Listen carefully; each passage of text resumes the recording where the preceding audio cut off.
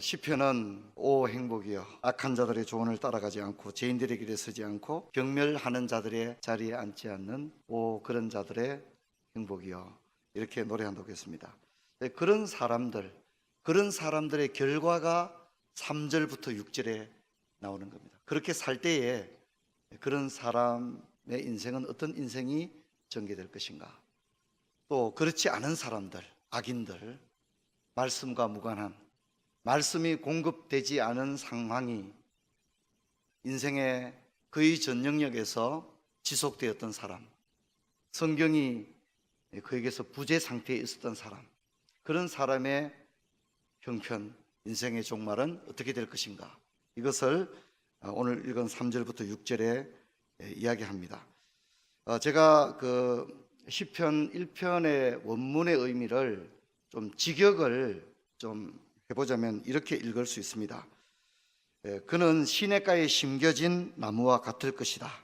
그것의 열매가 그때 열리고 그것의 잎이 시들지 않고 그가 행하는 모든 것이 형통할 것이다. 이렇게 읽을 수 있습니다. 시냇가에 심기운 나무. 실제로 이 시편의 땅은 우리 한국의 어떤 그런 시냇가, 강들과 같은 사시사철 끊임없이 수온이 끊기지 아니하고 수량을 유지한 채 흘러가는 그런 강은 일단 없습니다. 왜냐하면 거기는 건기와 우기가 뚜렷하기 때문에. 가늘천이 있는 거죠. 우기에는 시내 강이 흐르다가 건기가 되면 말라서 정말 여기가 물줄기가 있었던 곳이냐 하는 것을 알아볼 수 없는 그런 것이 시편의 땅의 시냇가입니다. 그래서 우리가 상상하는 대로 시냇가에 심겨진 그런 나무는 시편의 땅에는 논리적으로 있을 수 없는 거죠. 그래서 이 시냇가에 심기운 나무라는 것은 수분이, 물이 공급이 끊어지지 않는 나무를 의미하는데 그런 나무는 있을 수가 없습니다. 그래서 오히려 원문의 의미를 정확하게 말하려면 수로 곁에 심기운 나무, 수로 곁에 심기운 나무. 이미 그때 당시도 다 수로가 있었기 때문에 수로 곁에 심기운 나무는 건기 우기와 영향을 받지 아니하고 언제나 충분한 물을 공급받을 수 있는 나무. 저는 말씀의 사람들은 이런 은혜가 있는 줄 믿습니다. 세상에는 물이 부족하다, 기근이다 이렇게 하지만 하나님의 사람들에게는 물이 끊어지지 않는 그런 역사가 있습니다. 그래서 우리들은 세상에서부터 수로 곁에 옮겨 심겨진 나무다, 이렇게 이해를 하면 되겠습니다. 시편 92편 12절부터 15절은 이렇게 말합니다. 의인은 종려나무같이 번성하며 레바논의 백향목같이 성장하리로다. 이는 여호와의 집에 심겼으며 우리 하나님의 뜰 안에 번성하리로다. 그는 늙어도 여전히 결실하며 진액이 풍족하고 빛이 청청하니 여호와의 정직하심과 나의 바위 되심과 그에게는 불의가 없음이 선포되리로다. 여러분, 저와 여러분들은 하나님의 정원에 심겨진 나무인 줄 믿습니다. 하나님의 정원에 심겨진 나무는 얼마나 행복할까요? 그렇죠? 하나님의 정원에 심겨진 나무. 여러분, 저와 여러분이 그런 시편의 나무 되기를 주의 이름으로 축원합니다. 여기도 나무들이 있는데요, 그죠? 하나님의 뜰에 심겨진 나무는 얼마나 복된 나무일까요, 그죠? 시편 1편이 말하는 시냇가에 심겨운 나무, 그 나무가 바로 그런 의미를 가지고 있습니다. 자, 그런데 시편의 나무의 특징이 세 가지가 등장합니다. 첫째는 철을 따라 열매를 맺는다는 겁니다. 철을 따라 열매를 맺는다. 두 번째는 잎사귀가 마르지 않는다. 세 번째는 모든 일이 다 형통하다, 이렇게 얘기합니다. 참 좋죠. 만사형통 좋아하지 않습니까? 제가 어떤 분이 식당을 개업해서 예배를 드려달라고 해서 갔더니 간판이 만사형통 식당인 거예요. 얼마나 만사형통을 좋아했으면 만사형통 식당이에요. 근데 그 식당 3달 만에 망했습니다. 3달 만에 문을 닫았어요. 근데 우리 한국 사람들 만사형통 굉장히 좋아합니다. 이 철을 따라 열매를 맺는다는 것은 정기적 열매를 맺는다는 겁니다. 철을 따라 열매를 맺고 어김없이 결실기에는 열매를 맺는 겁니다. 잎사귀가 마르지 않는 것은 세상에는 가뭄이 온다 할지라도 이 나무는 세상의 영향을 받지 않는 나무입니다. 참 귀한 나무죠. 세상에는 기근이 와서 잎사귀가 다 마르고 나무가 고사하는데 이 시편의 나무는 그런 데 영향을 받지 않습니다. 세상의 날씨, 정치, 경제, 사회, 문화 그런 데 영향을 받지 않습니다. 왜냐하면 하나님의 정원에 심겼고 수로 곁에 심겼기 때문에 그에게 수분의 공급이 중단되는 일이란 결단코 일어나지 않기 때문입니다. 그래서 잎사귀가 무성하고 형통하게 되어집니다. 이 형통하다는 단어가 야철리아흐라는 단어인데, 여러분 시편 형통이라는 단어에 한번 밑줄을, 펜이 있는 분은 밑줄을 한번 그어보시기 바랍니다. 제가 저희 교회에서는 교회에 올 때 성경 가져와야 되고 꼭 펜을, 이 필기구를 꼭 가져오라고 합니다. 성경에 밑줄도 그으시고 이렇게 적어 놓기도 하고 이러면 굉장히 도움이 되겠습니다. 성경을 너무 깨끗하게 보는 것보다 이렇게 필기를 많이 하는 것이 저는 굉장히 좋다고 생각합니다. 근데 이 형통하다는 말을 물질적 차원으로만 이해하는 것은 성경을 굉장히 경박한 차원으로 끌고 간다는 걸 기억해야 됩니다. 이 형통을 얘기할 때 그저 돈 벌고 사업 잘 되는 것, 건강한 것, 이런 것만 생각해서는 안 됩니다. 여기는 영적으로 잘 되는 것을 우리가 의미해야 합니다. 물질적 번영도 포함되지만 시냇가의 신기운 나무에 형통하다고 하는 것 속에는 영적인 은혜가 있다는 것을 여러분이 기억을 해야 합니다. 시편 1편을 보면 두 종류의 열매가 나오는데요, 시냇가의 신기운 나무의 열매가 있고 또 열매가 하나 더 있습니다. 악인들이 열매를 맺었는데, 악인들의 열매는 추수하는 날에 키질에 날아가 버리는, 바람에 날아가 버리는 그런 쭉정이가 등장합니다. 그래서 시편에는 두 종류의 사람이 나오고 두 종류의 열매가 나온다는 것을 기억해야 됩니다.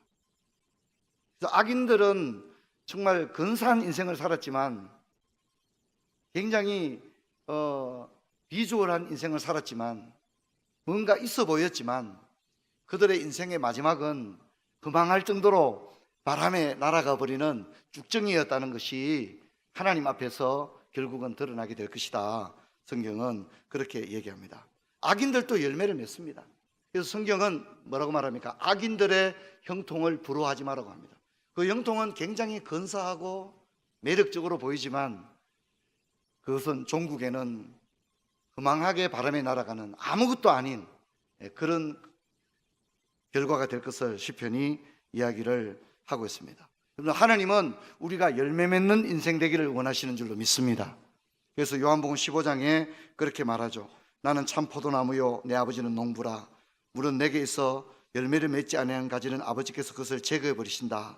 그래서 열매를 맺는 가지는 열매를 더 맺게 하려 하여 그것을 깨끗하게 하신다. 그렇게 했습니다. 또 너희가 열매를 많이 맺으면 내 아버지께서 영광을 받을 것이요 너희는 내 제자가 되라고 했습니다. 그래서 성도 여러분들 새벽에 나와 기도합니다. 자녀를 위해 기도하고 건강을 위해서 기도하고 여러 가지를 위해 기도합니다. 하나님 저 잘되게 해주세요. 형통하게 해주세요. 여러분 그렇게 기도하면 하나님이 뭐라고 하실 것 같아요? 여러분 하나님 저 잘되기를 원합니다. 그렇게 기도하면 하나님이 뭐라고 말씀하실 것 같습니까? 저는 이렇게 말씀하실 것 같아요. 우리 한번 따라해 봅시다. 얘야 네가 잘 되는 게 내 소원이란다. 여러분 믿으십니까? 하나님 여러분 자녀들 엄마 나 정말 잘 되고 싶어. 그러면 여러분 부모된 입장에서 뭐라 말하죠? 얘야 정말 네가 잘 됐으면 좋겠어. 네가 잘 되는 게 이 엄마의 소원이야. 그렇게 얘기하지 않겠습니까? 저는 하나님 아버지의 마음도 동일하신 줄 믿습니다. 그래서 우리가 하나님 저 잘 돼야 돼요. 하나님 이번 정말 잘 되기를 원해요. 이렇게 하면 얘야 네가 잘 되는 게 내 소원이다. 네가 잘 되는 게 내 소원이다. 여러분 하나님 아버지의 마음을 신뢰하기를 축원합니다. 하나님은 누구보다 잘 되기를 원하는 거예요. 누구보다 잘 되기를 원하는 거예요. 그래서 우리가 열매를 많이 맺으면 하나님께서 영광을 받습니다. 그래서 우리는 정말 사명감을 가지고 열매를 맺어야 되고, 사명감을 가지고 이 세상 가운데서 정말 형통한 삶을 살아야 될 분명한 이유가 우리들에게 있는 줄 믿습니다. 그렇게 할 때 누가 영광을 받으신다고요? 하나님께서 영광을 받으실 것이다. 하나님이 영광을 받으시고 하나님이 누구보다 기뻐하시는 거예요. 기뻐하시는 거예요. 여러분에게 좋은 일이 있고 기쁜 일이 있으면 여러분 하나님께서 셈을 낼까요? 기뻐하실까요? 하나님 기뻐합니다. 저는 제게 좋은 일이 있으면 하나님 기쁘시죠? 하나님 내가 이렇게 잘 됐는데 하나님 얼마나 기쁘시겠어요? 저는 언제나 그런 마음을 가집니다. 제게 좋은 일이 있을 때 하나님 아버지도 기뻐하실 거야. 내 마음이 이렇게 기쁜데 하나님께서 얼마나 기뻐하실까? 그래서 여러분, 하나님은 지금 누구보다 우리의 인생에 많은 우리 시편의 나무들에 우리 모두가 시편의 나무들이고 하나님의 정원에 심겨진, 하나님이 옮겨 심겨진 복된 나무들인데, 하나님은 철을 따라 우리 인생에 많은 열매가 맺히기를 원하신 줄 믿습니다. 그래서 그런 열망을 가져야 합니다.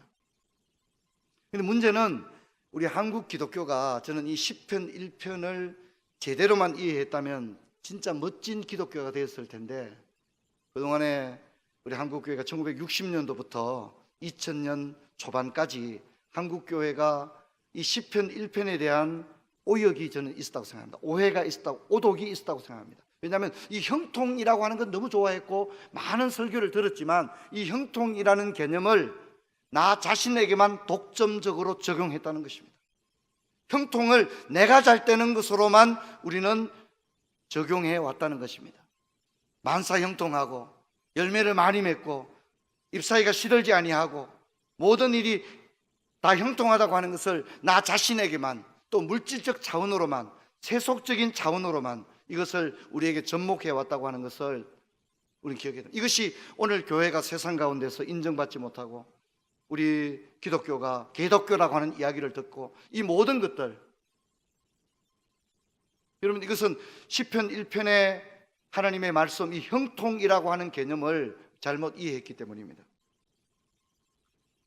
여러분, 시편의 나무가 철을 따라 열매를 많이 맺었습니다.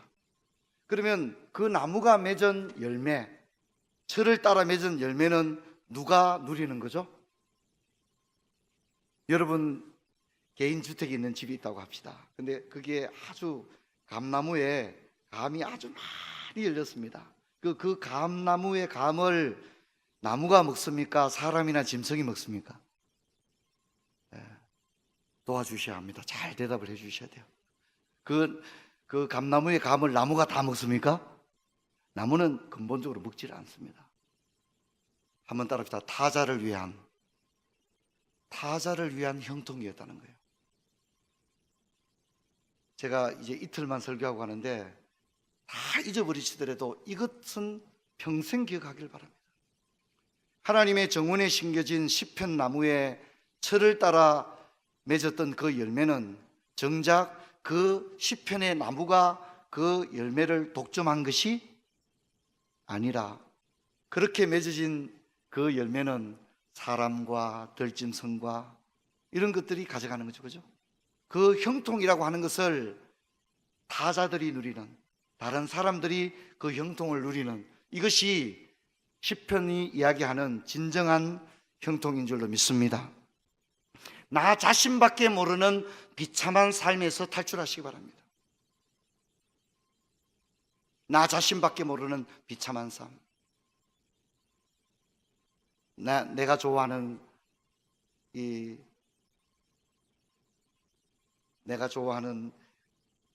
반려동물을 안고, 내가 좋아하는 카페에 가서 내가 좋아하는 방식의 커피를 마십니다. 집에 와서 내가 좋아하는 하초를 가지고 있는 그런 베란다에 나만의 의자에 앉아서 내가 좋아하는 음악을 듣고, 여러분, 굉장히 멋지죠? 현대인들이 그런 삶을 추구하지 않습니까? 하지만 그것은 굉장히 비참한 삶임을 잊지 말아야 됩니다. 자기 자신밖에 모르는 삶은 굉장히 비참한 인생임을 잊지 말아야 됩니다.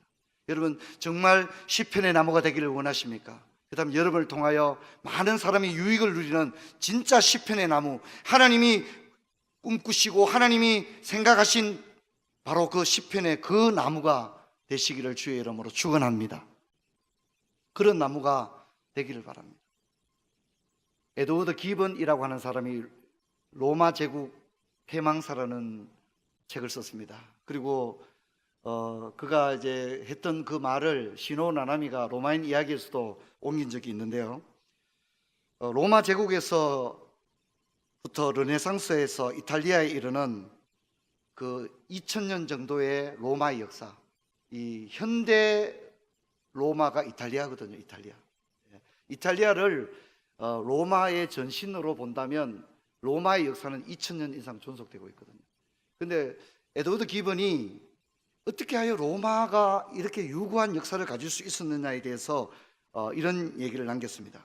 지성은 그리스인보다, 체력은 게르만인들보다, 기술은 에툴리아인들보다, 경제력은 카르타고인들보다 떨어졌다, 이렇게 말합니다. 그러니까 로마라는 나라는 내세울 게 없는 나라였다는 겁니다. 내세울 게 없는 작은 족속이었다는 거죠.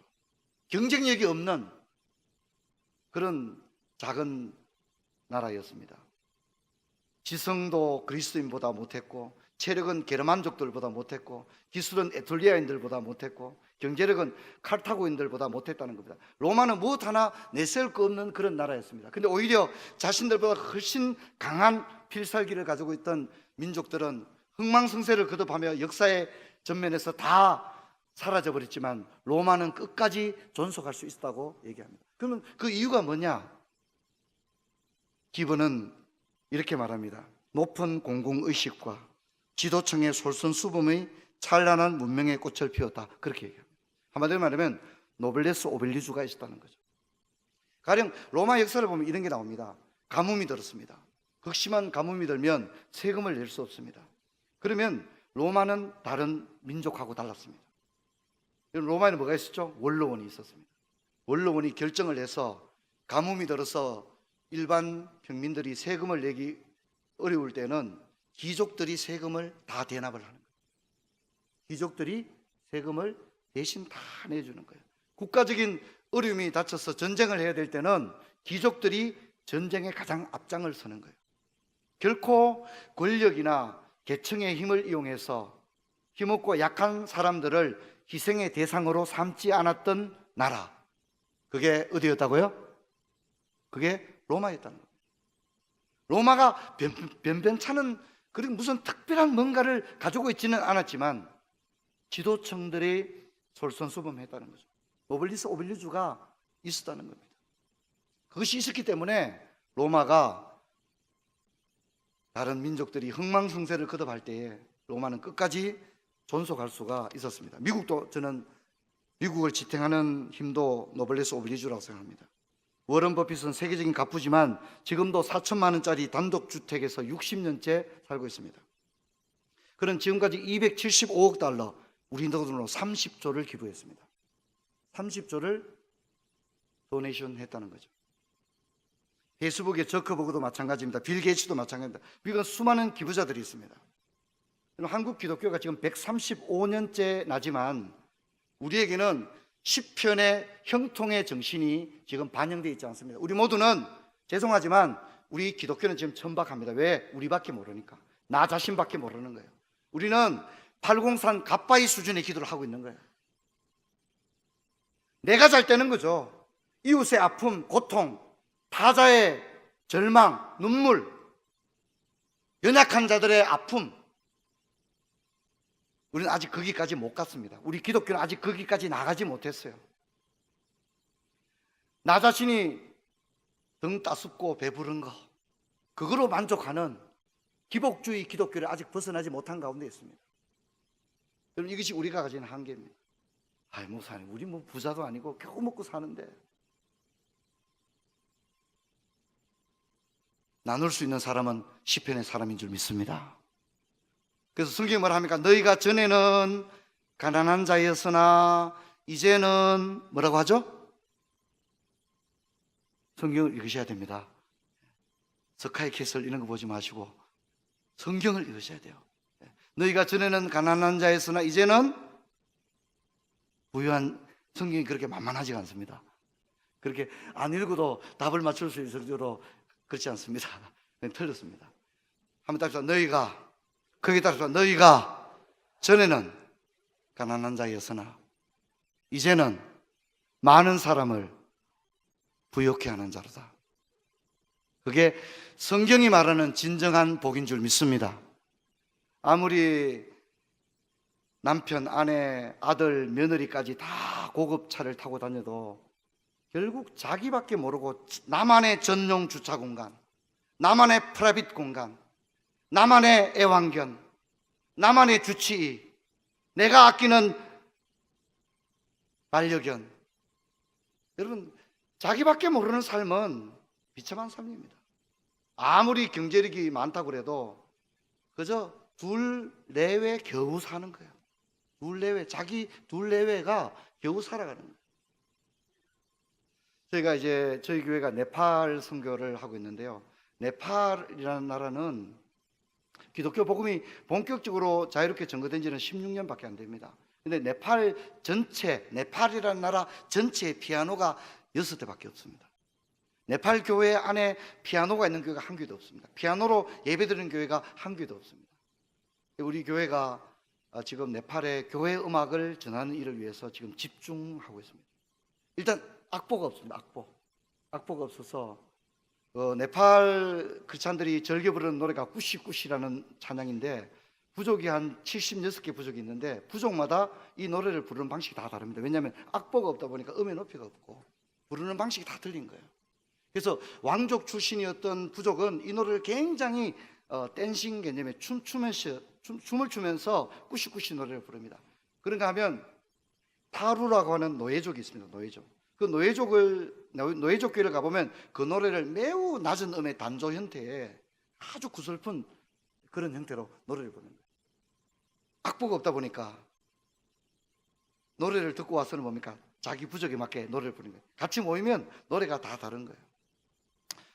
저희가 이제 그 네팔의 병원과 학교를 짓기 위해서 교회가 펀드를 모으고 계속 준비를 하고 있습니다. 거기에 우리가 이것을 위해 돈을 벌자. 제가 성도들에게 구체적으로 아니 목사님, 내가 이제 이 나이에 뭐 돈 벌어 뭐 하겠습니까? 아닙니다. 돈을 법시다. 그래서 네팔에 학교를 세우고 병원을 지읍시다. 제가 네팔 교회에 가서 예배를 드리는데 양말 신는 사람이 아무도 없는 거예요. 양말 신는 사람.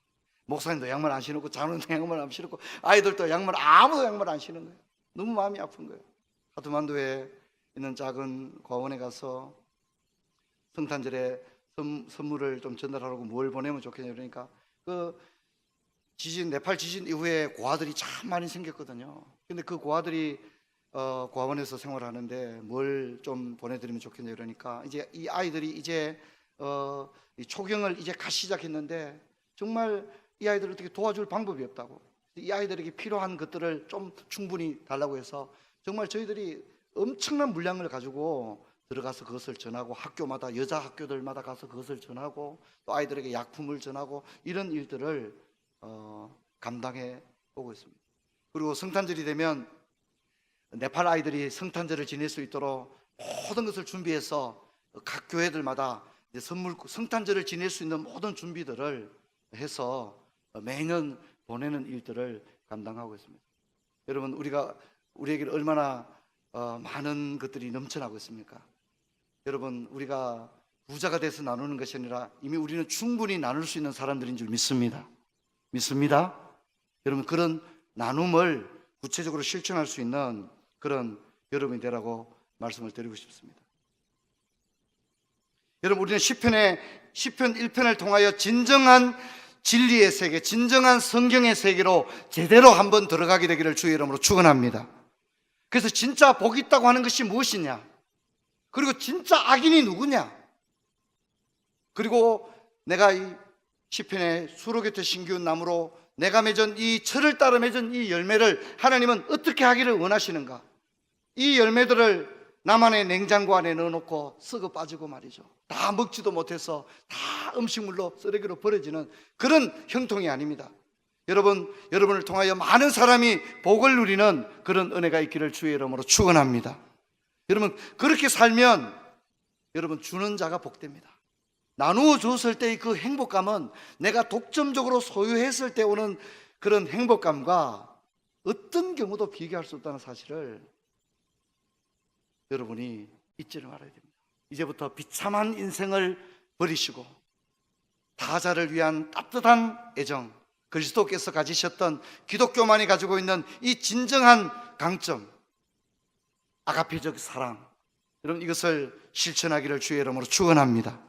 구체적인 계획을 세워서 그렇게 해 나가시기를 바랍니다. 자, 여러분 우리가 성경을 한 번 더 읽어보도록 하겠습니다. 5절 우리 같이 한번 읽어보겠습니다. 5절 6절 시작. 그러므로 악인들은 심판을 견디지 못하며 죄인들은 의인의 모임에 들지 못하리로다. 무릇 의인들의 길은 여호와께서 인정하시나 악인들의 길은 망하리라. 그러므로라고 해요. 그러므로 이제 결론을 짓는, 이제 이 시인은 결론을 짓고자 합니다. 그러므로 이 복 있는 사람과 악인의 결과는 그러므로 어떻게 되었습니까? 두 사람이 있었습니다. 한 사람에게 중요한 것은 하나님이었습니다. 이 사람은 하나님의 뜻이 중요했습니다. 하나님의 뜻을 어떻게 알 수 있습니까? 그래서 그는 하나님의 뜻이 적혀있는 성경을 주목했습니다. 성경을 읽었습니다. 그냥 심심풀이로 읽은 것이 아니라 주야로 읽었습니다. 묵상했습니다. 그리고 그는 그 말씀을 즐거워했습니다. 설교를 듣고 성경을 읽어본 사람들은 아시겠지만 성경이 결코 즐겁게 그냥 읽을 수 있는 성경은 아니지 않습니까? 하지만 성경이 어렵고 그 말씀이 힘이 들지만, 그 말씀도 사는 게 어렵지만, 말씀을 사모하면 말씀을 즐거움의 차원으로 격상시킬 수 있는 줄로 믿습니다. 이제부터 여러분에게 성경이란 즐거움의 차원으로 격상할 수 있는 그런 것이 되기를 바랍니다. 그래서 그는 말씀을 삶에 적용했습니다. 하나님의 말씀을 듣기만 하는 자가 아니라 말씀을 삶에 실천했더니 그의 인생은 마치 수로 곁에 옮겨 심겨진 나무와 같은 인생으로 변해가기 시작했습니다. 이 사람의 인생은 세상의 사막같이 깡마르고 사람들이 물이 없어 다 죽게 되었다고 말하는 상황에도 그는 조금도 그의 잎사귀는 시들지 않고 열매를 맺었습니다. 그리고 이 사람은 하나님의 백성들의 모임 가운데 있었고, 이 사람의 인생의 길은 하나님께 인정받는 인생이 되었습니다. 또한 또 다른 한 사람이 있었습니다. 이 사람도 인생의 길을 걸었습니다. 그런데 이 사람에게는 하나님이 없었습니다. 하나님이 없었기 때문에 하나님의 말씀도 이 사람의 인생 가운데 부재 상태였습니다. 이 사람의 인생은 어떻게 되었을까요? 이 사람은 자신은 아무 결핍도 없고 자신의 인생에 대해 자부심을 가지고 자신 역시 어떤 신념 속에서 살았지만, 결국 이 사람은 하나님의 심판대 앞에 서게 되었고, 하나님의 심판대 앞에 섰을 때 비로소 자신이 어리석은 길을 걸어왔다는 것을 그제야 알게 되었습니다. 어떤 길은 사람의 보기에 바르나 필경은 사망의 길이라고 성경은 이야기하고 있습니다. 키엘케골의 말처럼 사람들은 인생의 단독자로 하나님 앞에 서게 될 그날이 있다는 것을 잊지 말아야 됩니다. 왜 그렇게 되었습니까? 열심히 살았고 나름대로 신념을 가지고 그런 인생인데 왜 이런 인생이 되었습니까? 법 없이도 살 사람이라는 얘기도 들었고, 저 사람 참 사람 하나는 좋은 사람이다 그런 얘기를 들었고, 유능하다는 얘기를 들었고, 정말 지성직이라는 얘기를 들었고, 좋은 얘기를 다 들었음에도 불구하고 왜 하나님의 심판대 앞에서 이 사람의 인생은 실패했다는 것이 드러나게 되었을까요? 그가 자랑했던 것, 그가 일구었던 것, 그가 쌓았던 모든 것은 기질에 추수하는 추수꾼 앞에서 바람에 힘없이 날아가는 쭉정이 인생이 되고 말았습니다. 왜 그렇게 되었습니까? 무엇이 이 사람의 인생을 이렇게 망쳐놓았습니까? 그것은 그가 하나님 없는 인생, 말씀과 무관한 인생을 살았기 때문이라고 시편 1편은 분명히 우리에게 이야기해 주고 있습니다. 성도 여러분, 자녀들을 그저 영어 잘하고 수학 잘하는 자녀가 아니라 여호와를 경외하는 자녀로 삼으시기를 바랍니다. 하나님의 존재를 분명히 고백하는, 제가 누구보다 열심히 목회를 했습니다. 신대원 3학년 때 교회를, 고등학생 둘이서 신혼방에서 교회를 개척했습니다. 1996년도에 개척을 했는데 98년도에 IMF를 맞았습니다. 예배드릴 공간이 없어서 기도원에 가서 자리를 깔아놓고 10명 싣고 예배드렸습니다. 개척해서 3년 동안 성도 수가 10명이 되지를 못했습니다. 그러다 제가 옥하는 목사님 알게 되었습니다. 잠자는 병신호를 깨운다는 책을 읽고 무릎을 탁 쳤습니다. 이 목사님 설교를 한번 내 들어봐야 되겠다. 그래서 1999년 4월 달에 제40기 칼 세미나에 가서 말씀을 들었습니다. 옥하는 목사님이 그날 강인론 설교를 했습니다. 목사님 설교는 이겁니다. 오늘 목사들이 다 미쳤다는 거예요. 광인, 미쳤다는 거예요. 근데 미쳐야 되는데, 미쳤는데 엉뚱하게 미쳤다는 거예요. 목사들이 대형 교회를 만들려고 그러고, 박사학위를 따려고 그러고, 유명해지려고 그러고, 유명한 부흥사 되려고 그러고, 자기 이름을 드러내려고 그러고, 목사들이 미쳤다는 거예요. 옥하는 목사님이. 경상도 거제 출신의 목사님이 카랑카랑한 목소리로 목사들이 미쳤다고 얘기하는 거예요. 그러면서 목사들이 그런 데 미치면 안 되고, 목사들이 진짜 미쳐야 되는 것은 한 영혼에 미쳐야 한다. 영혼을 위하여, 한 사람을 위하여 선한 목자는 목숨을 버린다. 그런 얘기를 했습니다.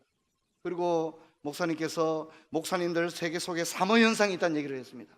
허상, 허수, 허세가 있다는 거예요. 허세를 부린다는 거예요. 우리 목사님도 저보고 2,000명 모인다 그러는데 저희는 주일날 600명 정도 모입니다. 600명 모인데 2,000명 모인다 얘기하고 이러거든요. 그게 오늘 교회의 모습입니다. 옥하는 목사님이 그걸 강하게 질타하는 거예요. 강하게.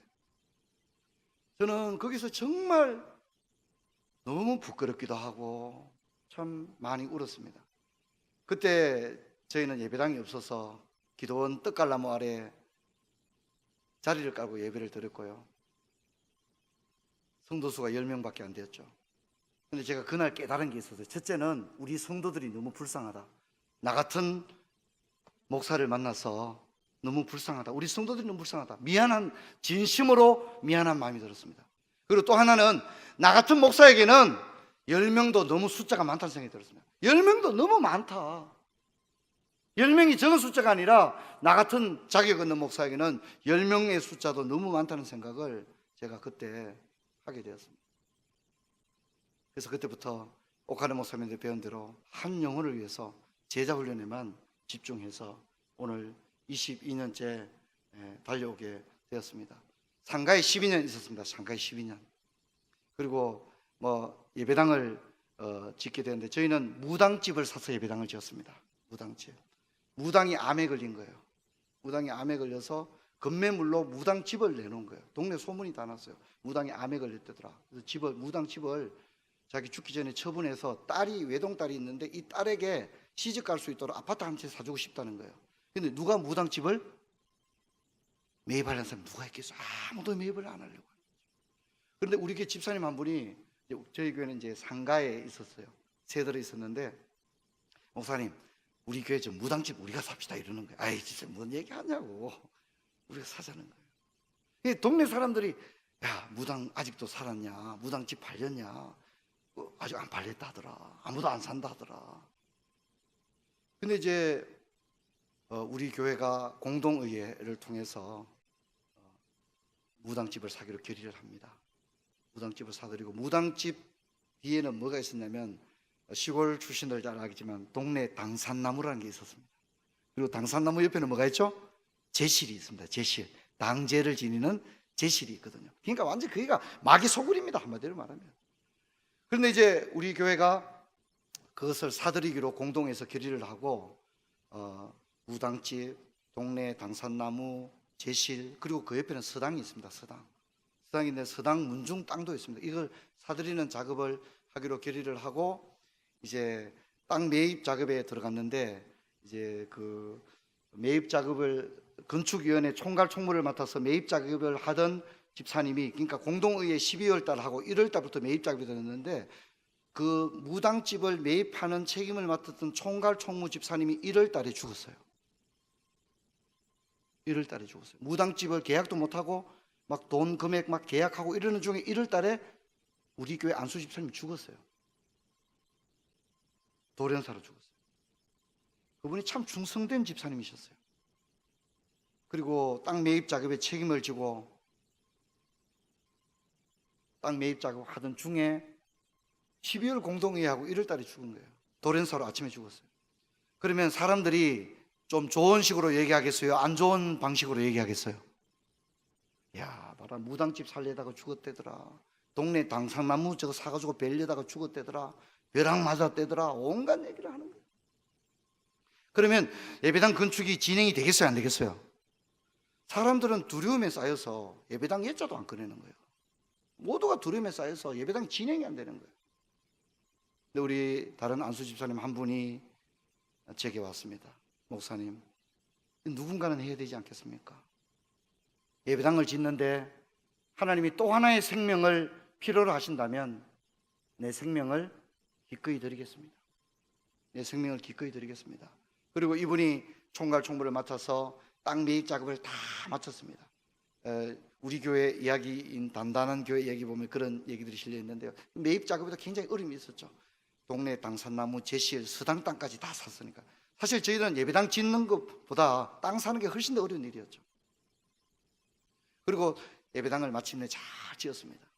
입당 예배를 드릴 때 우리 집사님이 제게 그런 얘기를 틀어놓는 거예요. 목사님, 제게도 신상에 많은 일들이 있었습니다. 그런 얘기하는 거예요.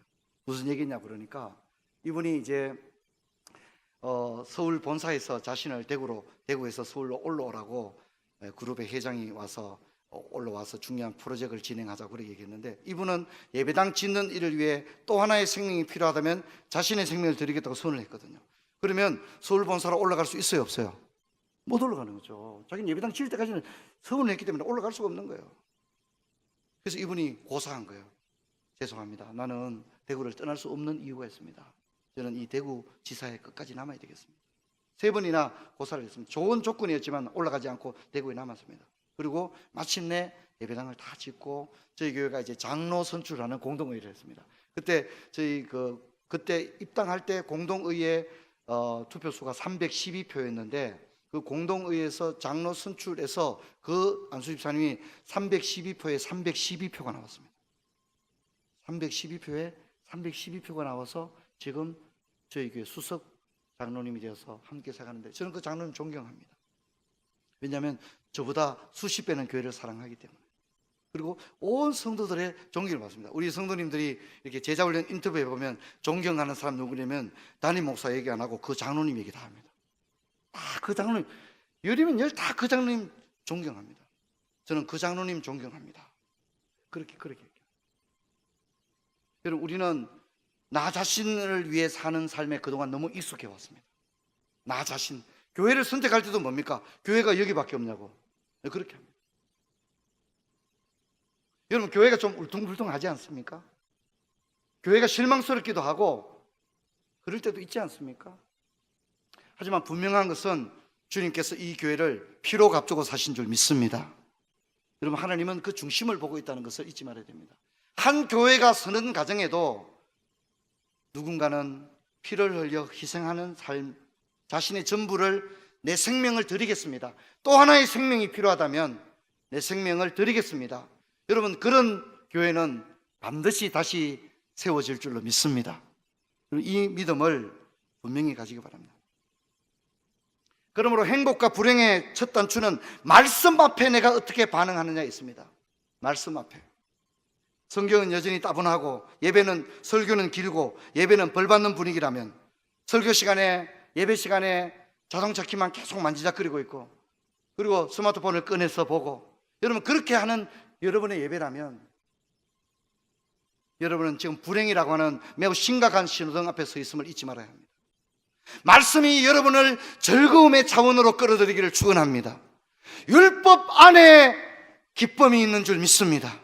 율법 안에 기쁨이 있습니다. 그러므로 우리는 율법의 세계 속으로 들어가야 됩니다. 말씀의 세계 속으로 들어가야 됩니다. 그 말씀은 살았고 운동력이 있어서 여러분 성경을 진정성을 가지고 대한다면 여러분 인생에 상상할 수 없는 역사가 일어날 줄로 믿습니다. 지금 내 인생은 엉망입니다. 뜻대로 되는 일이 없습니다. 실망스럽습니다. 꿈은 물거품이 되었습니다. 하나님마저 나를 외면하는 것 같습니다. 게다가 건강도 시원치 못합니다. 나이는 들어갑니다. 돈은 쪼달리고 정서는 바닥이 났습니다. 입맛도 없습니다. 게다가 이런 고단한 인생을 걷는 중에 한 가지 유일한 소망이 있다면, 이렇게 모든 것이 희망이 될 수 없는 사막과도 같은 메마른 땅을 걸어가는 중에도 그래도 그 고단한 인생의 여정 가운데 하나의 작은 소망, 기쁨이 있다면 그것은 예배당에 나와서 그분을 예배하고 찬송하고 설교 시간에 하나님 아버지의 말씀을 듣는 것이 위로가 되는 줄 믿습니다. 그 한 시간, 하나님을 예배하는 그 한 시간, 하늘의 양식을 먹고 하늘의 위로를 받고 그 하나님을 아버지 나의 주님으로 고백하는 그 한 시간이 있기에, 지금 내가 이 지상에 가장 힘겨운 발걸음을 옮기는 중에도 내가 이 세상에 존재할 수 있는, 위로가 될 수 있는 그 이유는 이 한 시간에 예배가 있고 말씀이 있기 때문인 줄 믿습니다. 그런 사람은 복됩니다. 그 사람은 날로 부패하고 겹겹이 애워싸움을 당하고 무명한 자며 죽은 것처럼 느껴지는 인생이지만 실상은 그 사람의 인생이 복됩니다. 그의 인생에서 고난이 제거되지 못했지만 하나님을 버리지 않았습니다. 그리 아니하실지라도 하나님을 버리지 않았습니다. 고난 가운데도 그에게는 성경이 손에서 떠나지 않았습니다. 그래서 그에게 그 말씀은 고난 중에 위로가 되었습니다. 한번 더, 이 말씀은 고난 중에 나의 위로라. 백이동 아줌마가 나를 위로해 주는 게 아닙니다. 반려견이 나를 위로해 주는 게 아닙니다. 이 말씀이 고난 중에 나의 위로라. 이 말씀이 나를 살리셨기 때문이다. 시편 기자는 그렇게 말합니다. 여러분을 살릴 수 있는 것은 하나님의 말씀인 줄 믿습니다. 친정 어머니가 아니에요. 하나님의 말씀이, 그때 내가 고난 중에 있을 때 이 말씀이 고난 중에 위로가 되었고 이 말씀이 나를 살리셨기 때문이다. 그렇게 얘기합니다. 여러분, 고난 가운데 있을 때 하나님의 말씀이 여러분을 건지실 줄로 믿습니다. 그러므로 말씀이 읽어야 합니다. 돈이 신이 되어버린 세상에 말씀대로 산다는 것이 얼마나 조롱을 받는 일이라는 것을 우리는 압니다. 말씀대로 살다가 고난도 겪었습니다. 융통성이 없는 사람이라는 얘기도 들었습니다. 손해도 받고 오해도 받았습니다. 이렇게 살다가 언제 집이라도 하나 장만하겠는가 하는 이야기도 들었습니다. 반칙과 불법과 역주행을 일삼는 이 욕망이 꿈틀거리는 메트로폴리탄, 이 광대한 대한민국의 메트로폴리탄에 살면서 심지어 친구들도 비난하고 가족들도 등을 돌렸습니다. 그러나 성경을 포기하지 않았습니다. 말씀이 즐거웠고 그 말씀대로 사는 그 길을 선택했습니다. 그렇게 살았습니다. 그렇게 했을 때 이 사람은 어떻게 되었습니까? 그는 의인의 회중에 들게 되었다고 얘기합니다. 그리고 그 길은 여호와께서 인정해 주신다고 했는데, 인정하다는 말은 요대아입니다. 요대아. 여러분, 인정하다는 말이 밑줄 것이고요. 이 말은 우리가 생각하는 인정하고 좀 다릅니다. 이 요대아라는 말은 펜이 있는 분은 적어 놓으시기 바랍니다. 애정을 가지고 이해하다, 이런 뜻을 가지고 있습니다. 여호와께서 이렇게 살아온 인생은 하나님께서 어떻게 해요? 인정하시는데, 그 인정하다는 표현이 이렇게 살아온 사람의 인생을 하나님은 어떻게 해요? 애정을 가지고 그 사람을 어떻게 해요? 이해하신다는 거예요. 애정을 가지고 이해한다는 뜻입니다. 잘 모르는 사이가 아니라 부부처럼 친밀하게 단순한 이해를 넘어 애정을 가지고 그 사람을 이해하고 돌보고 지켜주는 것을 말합니다. 이것을 우리 모국어는 의인의 길은 여호와께서 인정하시나 이렇게 이야기를 합니다. 우리가 경찰서나 검찰청에 조사를 받으면 그 사람들은 서류상에 드러난 나만 바라봅니다. 주소, 주민등록번호, 그거밖에 안 봅니다. 근데 그게 나를 설명하는 건 아니잖아요. 그건 애정을 가지고 나를 이해하는 게 아니잖아요. 하지만 하나님은 우리를 바라볼 때 서류를 넘기면서 주민등록번호, 주소, 이렇게 나를 이해하는 것이 아니라 그분은 내 삶을 알기에, 말씀대로 걸어온 내 인생길을 알기 때문에 그분은 애정을 가지고 나를 이해하시는 줄로 믿습니다. 애정을 가지고 나를 이해하는 것, 얼마나 복됩니까? 말씀을 맺고자 합니다. 아직도 이제 2019년 이제 출발선상에 있죠. 그렇죠? 이제 3월이 곧 전개될 텐데, 여러분 올 한 해 성경을 여러분 마음에 품으시고 가는 곳마다 성경을 읽어 손에서 성경이 떨어지지 않기를 바랍니다. 그리고 하나님의 말씀대로 살리라. 그리고 이 시간 세상에 오라는 것도 많고 참 좋은 것도 많고 맛있는 것도 많지만, 이 시간 시은소교회 하나님의 은혜가 있는 이 임재의 이 자리에 와서 하나님의 말씀을 듣는 우리가 행복한 사람들인 줄로 믿습니다. 이 복된 시간을 놓치지 마시고, 여러분 올 한 해 말씀과 더불어 여러분의 인생에 참 복된 일들이 넘쳐나기를 주의 이름으로 축원합니다. 가뭄과 타들어가는 사막과도 같은 결핍, 고립, 오해, 고난, 눈물, 슬픔으로 둘러싸인 이 메마른 시편의 땅을 우리는 살아가지만, 우리는 세상에 그런 가뭄과 영향을 받지 않는 수로 곁에 옮겨 심겨진 하나님의 정원에 심겨진 시편의 나무입니다. 우리들은 푸르른 상록수처럼 살아갈 수 있는 저와 여러분입니다. 그러므로 저와 여러분이 하나님께서 주신 이 열매를 통하여 우리보다 연약한 자들과 그 열매를 나눔으로 말미암아 진정 주님이 꿈꾸셨던 시편의 나무, 시냇가에 심기운 그런 나무, 여러분 자녀들도 다 그런 나무로 자라나기를 주의 이름으로 축원합니다. 사모하시면 할렐루야 하십시오. 할렐루야, 할렐루야. 참으로 그런 나무가 되기를 원합니다. 하나님 아버지, 지금까지 나밖에 모르는 삶을 살았습니다. 하지만 오늘 시편을 통하여 진짜 출입구를 제대로 찾았습니다. 이제 제가 한번 넉넉한 인생은 아니지만 저도 한번 그런 인생을 살아보겠습니다. 무더운 여름날 정말 50년 만에 100년 만에 찾아온 무더위라고 말할 그때에 정말 시원한 아메리카노 한 잔 하고 싶을 때가 있잖아요. 그럴 때 한 잔만 뽑지 마시고 한 잔 더 뽑아가지고 우리 아파트의 경비원 아저씨한테 파킹하고 들어갈 때, 아저씨 제가 커피 한 잔 더 뽑았어요 하고 드릴 수 있는, 아멘, 그렇게 하시기 바랍니다. 그렇게 하실 수 있는, 그렇게 할 수 있는, 나눌 수 있는 마음. 아파트 계단 청소를 하는 우리 할머니에게 정말 작은 음료수 하나를, 할머니 이거 드시고 하세요 라고 할 수 있는 그런 작은 나눔, 여기서부터 시편의 세계가 열릴 줄 믿습니다. 그래서 우리 모두가 그렇게 해서 개인은 개인대로, 교회는 교회대로 아름다운 시편의 나무가 되어져 가는 그런 시온소 교회 되기를 주의 이름으로 축원합니다. 기도하겠습니다.